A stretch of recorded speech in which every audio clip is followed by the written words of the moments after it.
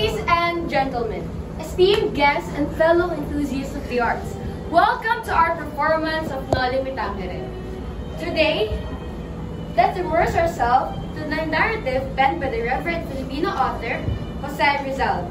Through our portrayals, we shed light on the struggles, passions, and complexities of the characters set against the backdrop of society rife, injustice, and oppression. Join us as we journey through the intricacies of love, honor, and revolution, and witness the indomitable spirits of Filipino people. Without further ado, we present to you Noli Me Tangere.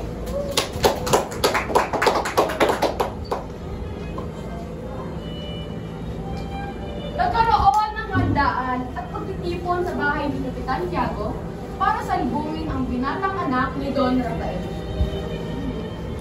Ikinararanan ko po ipakilala sa inyo si Don Crisostomo Ibarra, anak ni Don Rafael. Siya'y nanatili sa Europa ng 7 taon. Magandang gabi sa iyo, Ginoong Ibarra. Pinalulugod ko kayong makilala. Pupo ka. Tapos ang pangalan ay nakasentro sa pagsasalaysay ni Ibarra sa kanyang karanasan sa ibang bansa. Kumusta ang iyong paniniraan sa Europa? Mabuti naman, marami akong natutunang iba't ibang kultura mula sa kanila. Pero hindi pa rin yung parang ating sariling kultura. Anong sabi mo? Sayang lang ang pera mo sa pag-aaral ng mga bagay na alam ng mga batang nag-aaral. Kumanin, ngunit kailangan ko nang umalis.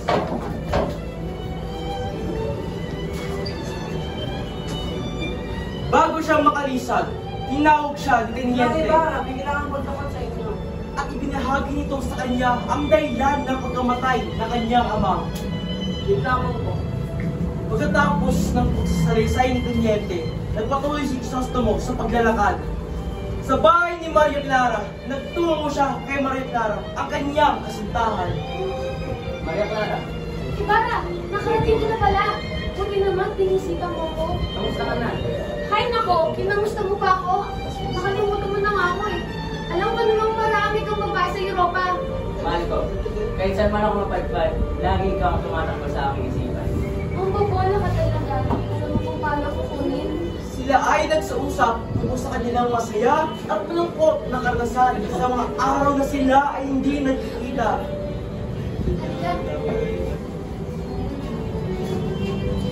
Sa simbahan ng San Diego, mga sakristan ng simbahan ng San Diego, sina Crispin at Basilio, kabinata sa kampanari pa ang kapatid.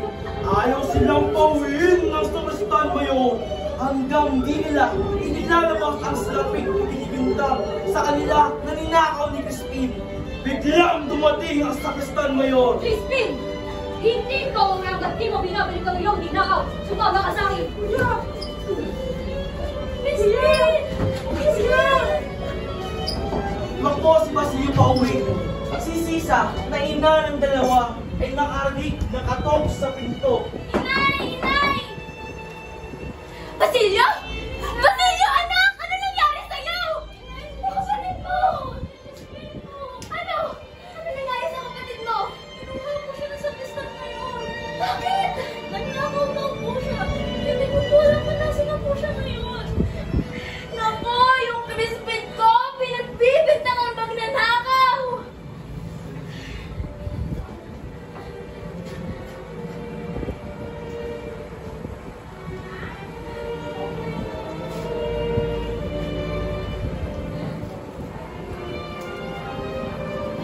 Sa kampanaryo, kinauugahan, pumunta si Sisa sa kampanaryo. Crispin! Crispin! Nakita mo ba si Crispin? Ikaw nakita mo ba si Crispin? Sa bahay ni Sisa, agad-agad na pumunta si Sisa sa kanyang bahay. Ngunit huli namin lahat. Ang kanyang dalawang anak ay wala na. Dahan-dahan na kinuha ni Sisa ang kapirasong damit habang nanginginig ang kanyang kamay. Basilio! Basilio!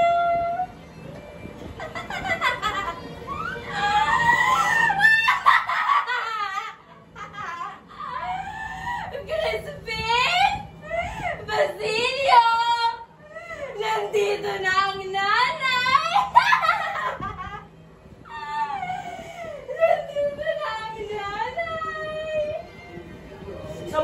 Ibarra!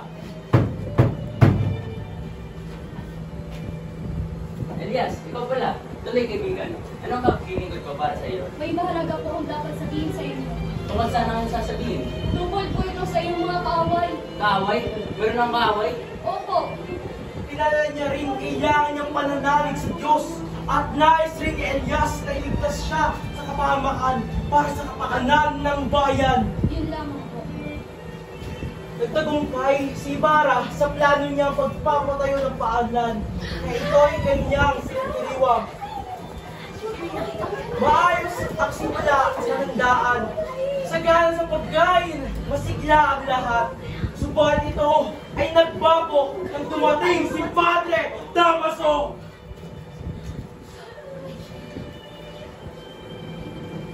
Ang laki ng nagastos ng paaralan yan.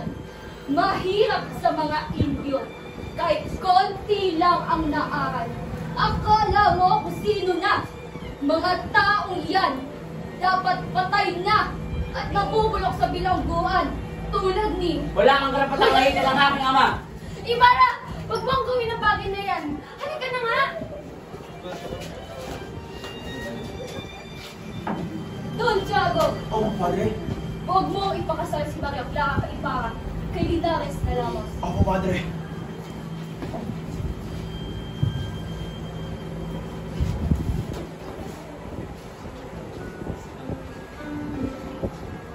Sa kwarto ni Ibarra. Ginoong Ibarra, kailangan ng pangkisan. Ha? Bakit? Natuklasan ko po may pag-uusig at kayo raw po isisigaw na yung makanan nito. Ano ngayon ang aking gagawin? Nang biglang dumating ang Guardia Civil sa pinto at tinangkang sirain ito. Si Elias, tago, mutahuli si Ibarra. Hoy!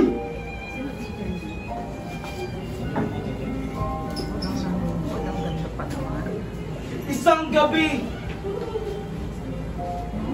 itinakas ni Elias si Ibarra at sila ay pumunta sa bahay ni Kapitan Tiago na kung saan naroroon si Maria Clara. Ibarra? Elias? Bakit ka nandito? Tinulungan ako ni Elias ng mga takas. Mahal ko, marahil hindi talaga tayo para sa isa't isa. Anong ibig sabihin mo dyan lahat? Dito na nalaman ni Ibarra ang lihim na pagkatao ni Maria Clara at tuklasan niya ang kanyang tunay na ama ay si Padre Damaso. Mahal ko, kailangan mo nang tumakas. Lagi mong tandaan ha, kayo laging nasa puso ko. Hala, Paano, mahal ko?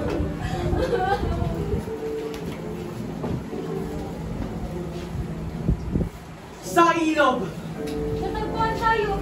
Kailangan magtago.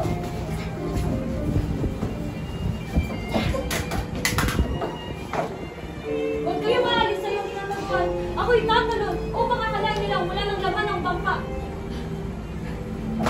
pinaputukan ng mga Guardia Civil ang ilog hanggang sa may nakita silang kulay dugo.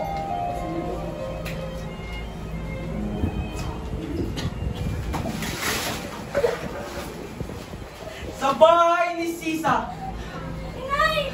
Ako to si Basilio! namaril niya iyon, lumiwas si Sisa kanya. Mutuli, pinagpetong puli siya. At nakita niya, siya ay hulin. Inay! May sa isang puno, siya ay huminto, kaya hukutan siya ni Basilio. Inay!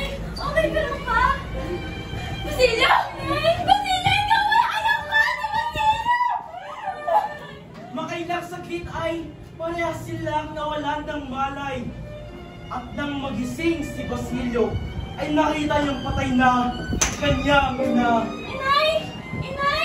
Inay! Gumising naman kayo! Sino ka? Ano bang ginagawa mo dito? Ako po si Basilio. At ang babae nito yung aking ina. Patay na po na. Basilio, bago magmukhang liwayway, patay na rin ako.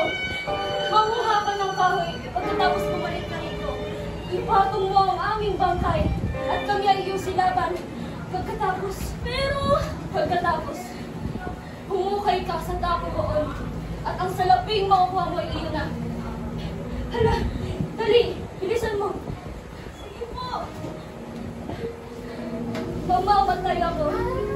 Di ba lang nakikita ang mukhang liwayway?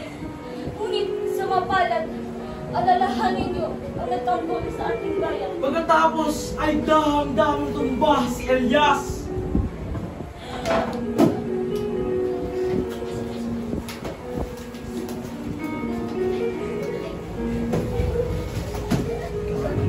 We would like to extend our heartfelt gratitude to everyone who attended our production of Noli Me Tangere. It has been an incredible journey, and we're honored to have had the opportunity to bring these iconic characters to life. Richard T. Adorable, Sandra Richard, Angela Adorable as Basilio, Kier Quijada, Dennis Rose as Teniente, Crispin Gorgeous Bill, Drew Bianca's portrayals of Caesar, Shaila Marmol, Rose as Elias, Dennis Yu as Maria Clara. Lastly, Ern Lazaro, brought to life Crisostomo Ibarra. Go guys, galing, galing, galing! Ganda! Ay, na!